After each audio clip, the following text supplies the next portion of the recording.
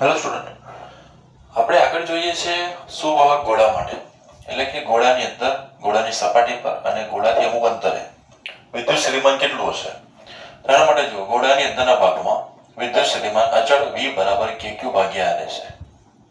તો સપાટીની બહાર કેવી રીતે ઘટે? તો કે V ઇન્વર્સલી પ્રોપોર્શનલ ટુ R, એટલે કે જેટલું અંતર વધશે એ પ્રમાણે એનું સ્થિતિમાન જે છે ઘટતું થશે.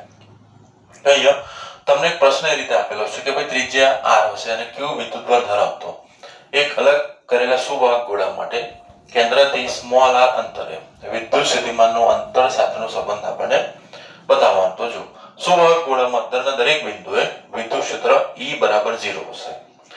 વિદ્યુત ક્ષેત્ર અને વિદ્યુત સ્થિતિમાન વચ્ચેનો સંબંધ કેવો છે? E બરાબર -dV/dr. જો E બરાબર 0 હોય તો V નો અંતર સાથેનો ફેરફાર શૂન્ય થાય, એટલે કે વિદ્યુત સ્થિતિમાન જે છે અચળ રહેશે. એટલે કે ગોળાની અંદર અને ગોળાની સપાટી પર વિદ્યુત સ્થિતિમાન કેટલું આપણને મળે? V બરાબર KQ / R મળશે. તો આ રીતે આપણને એક ગ્રાફ મળે કે જ્યારે સપાટીની અંદર એટલે કે ગોળાની અંદર અને સપાટી પર તમને શું મળશે? સમક્ષિતિજ રેખા મળે, એટલે કે V અચળ છે.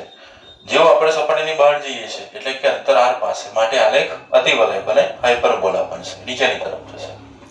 તો ગોળાની બહારના ભાગમાં ગોળાની બહારના બિંદુ માટે સમગ્ર વિદ્યુતભાર તેના કેન્દ્ર પર કેન્દ્રિત થયો હોય તેમ વર્તે છે.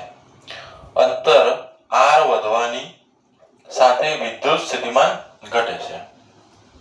ઓકે, હવે બાહ્ય સપાટી પરથી મુક્ત થતો કણ, જો કોઈ કણને આપણે ગોળાની અંદર ગતિ કરાવવામાં આવે તો કાર્ય W બરાબર 0 થાય.